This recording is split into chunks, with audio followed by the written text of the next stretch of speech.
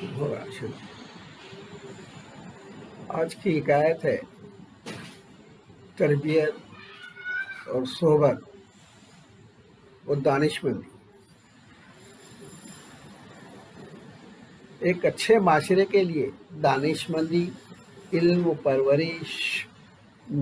پرورش نفس اور اچھی تربیت، نیک صحبت کی ضرورت ہوتی ہے، جس طرح ایک لائق اور شفیق باپ کی سرپرستی اپنے لڑکے کے لیے۔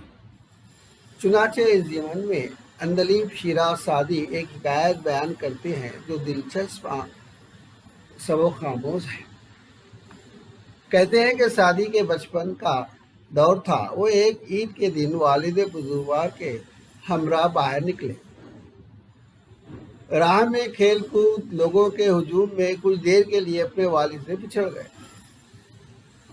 ان انگنت لوگوں کا ہجوم، راستے کی ناواقفیت، باپ سے دوری اور خود کے گم ہو جانے کا خوف و ہراس انہیں آہ و بکا پر مجبور کر دیا۔ ایسا محسوس ہوا کہ زمین سے قدم اکھڑ گئے۔ دفعتاً باپ نے ان کی گوشمالی کی، کرتے ہوئے کہا، اے گستاخ لڑکے، کتنی بار میں نے تجھے کہا کہ میرے دامن کو نہ چھوڑنا۔ چھوٹا لڑکا ہے، تنہا منزل تک رسائی راستے کی ناواقفیت سے مشکل ہے، اس لیے منزل تک پہنچنے کے لیے باپ کی صحبت ناگزیر ہے۔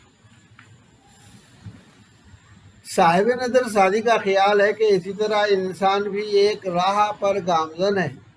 اسے منزل کی رسائی کے لیے ایک نیک و عقلمند و فروزند فکر تجربے کار کا دامن تھامنا ہوگا۔ اس طرح قوموں کا بھی یہی حال ہے۔ جب وہ اچھے صفات کے حامل رہنما کی رہنمائی سے محروم ہو جاتی ہیں تو وہ بھی زمانے کے تھپیڑوں میں گمنام ہو جاتی ہیں یا پھر ختم۔ اسی طرح سعدی نے نفس کی کیفیت کو بڑے خوب انداز میں بیان کیا ہے۔ کہتے ہیں کہ ایک نادان شخص نے ایک بھیڑیے کے بچے کو پال رکھا تھا اور اس کی خوب پرورش بھی کی۔ جب وہ بڑا ہوا، انجام یہ ہوا کہ وہ اپنے مالک پر ہی برہم ہو کر اسے پھاڑ ڈالا۔ ابھی اس کی کچھ جان نکلنی باقی تھی۔ اس وقت ایک پیر دانا، وہ جہاں دیدہ، وہ تجربے کار اس کے قریب آ کر کہا کہ جب تو نے اتنے آرام سے اس بھیڑیے کے بچے کو پالنا شروع کیا، کیا تو یہ نہیں جانتا تھا کہ ایک دن اس کا زخم بھی کھائے گا، چونکہ وہ ایک درندہ ہے۔ ساتھ یہاں کہہ رہے ہیں انسان کا نفس بھی کچھ ایسا ہی ہے۔ اگر انسان کے نفس کی پرورش بھی صرف عیش و عشرت، تعیش، آرام اور ہوائے نفس کی تکمیل ہوتی رہے، وہ چند روز میں بھیڑیے کی طرح خود کا دشمن ہو جائے گا، اور یقیناً اس کا انجام سرکشی، اور سرکشی کا انجام ہلاکت ہے۔ پس نفس کی پرورش میں دانشمند و پختہ کار اور صالحین کی ضرورت پڑتی ہے، اس لیے کہ انسان کا ماحول اور اس کی تربیت و صحبت ہی انسان کی زندگی کا اعادار ہیں۔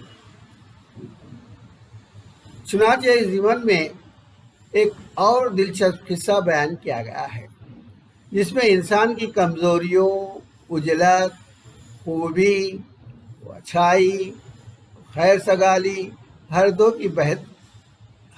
کی بہترین انداز میں تصویر کشی کی گئی ہے۔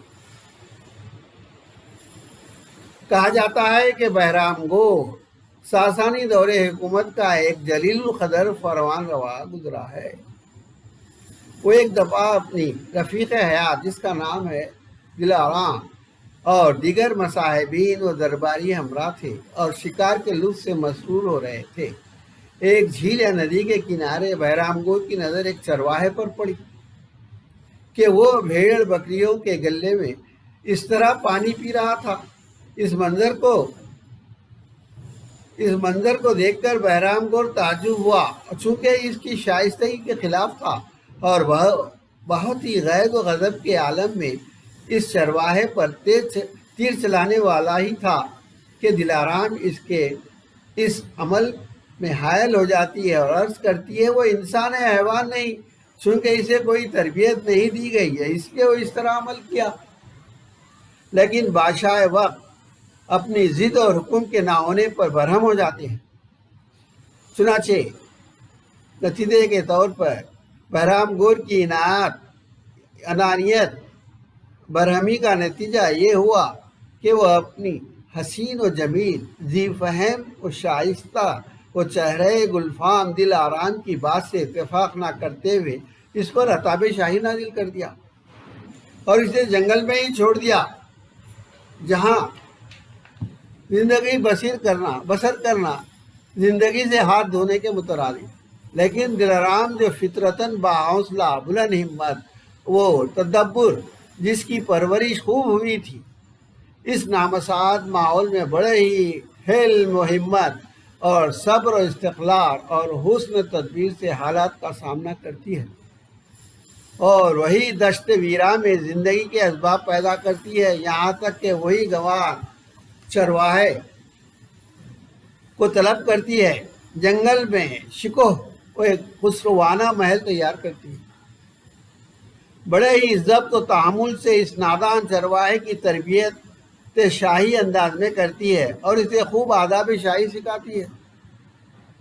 ارادتاً یا غیر ارادتاً بادشاہ بہرام گور کچھ عرصے بعد حسب معمول اسی جگہ شکار کے لیے پڑاؤ ڈالتا ہے، جہاں اس مقام پر ایک جاذب نظر محل نظر آتا ہے۔ بادشاہ بہرام حیرت و تعجب کے عالم میں لاشعوری طور پر اس بہشت عدن میں چل پڑتا ہے۔ دلارام اسے جان جاتی ہے اور بہت ہی شائستگی سے خوش آمدید کہتی ہے اور اسے کھانے کا انتظام وہی شاہی انداز میں کرواتی ہے اور وہی چرواہا آداب شاہی بجا لاتا ہے۔ بہرام گور کی آنکھیں خیرہ تھیں اور حیرت زدہ کہ اس دور افتادہ مقام پر کاخ دل نشیں اور آداب شاہی کے طور طریقے، اس کی حیرت دوچن اس وقت ہوئی جب وہ خود اس کی پسند کا میٹھا نوش کرتا ہے۔ اس وقت وہ ماضی کے جھروکوں سے غیر شعوری طور پر بڑے ہی بے ساختگی سے دلارام کہہ کر چیخ اٹھتا ہے۔ اس وقت دلارام زیر لب تبسم اور بڑی متانت و سنجیدگی سے کہتی ہے، ہاں یہ وہی دلارام ہے جسے بادشاہ کی انانیت وہ سخت گیر وہ ضد نے معطوف کیا تھا، اور یہ وہی جانور نما چرواہا ہے جو آپ کا تیر ہدف بن رہا تھا۔ بہرام کو اب ندامت کے ساتھ اس حقیقت کو تسلیم کرنی پڑی اور غلطی کی تلافی اور دلارام کی قدر افزائی وہ باعزت طور پر پھر قصر شاہی میں لے آتا ہے اور دربار کی زینت بناتا ہے۔ اس حقیقت سے انکار نہیں کیا جا سکتا کہ آدمی کو دنیا میں اچھی صحبت و تربیت کا ہونا ضروری ہے، اور یہ بھی سچ ہے کہ انسان برگزیدگان کی صحبت سے ہی اسفل سے احسن بنتا ہے، جیسا کہ کتاب مبین میں کہا گیا ہے، اور اللہ نے بنی نوع انسان کو اشرف المخلوقات اور خلیفۃ الارض کے لقب سے نوازا، اور اسی انسان کی بھلائی، بہتری اور نجات کے لیے اس کون و مقام میں بے شمار انبیاء مبعوث کیے تاکہ وہ انسان کو جہل کی تاریکی و تیرگی سے نکال کر اپنے نور کی طرف لے آئے۔ چنانچہ انبیاء اس مقصد عظیم کے لیے وقف ہو گئے، بے انتہا صعوبتیں اٹھائیں اور اس فرض سے روگردانی نہیں کی، حتیٰ کہ اس کے حکم کی تعمیل میں اپنی عزیز ترین جانیں آفرین مسرت سے نثار کر دیں، جس کی تاریخ شاہد ہے۔ لیکن حکم الہی سے ہرگز دستکش نہ کیا اور نہ کوتاہی، اور جو اللہ کی صفت خیر ہے ہمیشہ اس کا مظہر بنے رہے اور بنی نوع انسان کے لیے مینار نور اور باعث نجات۔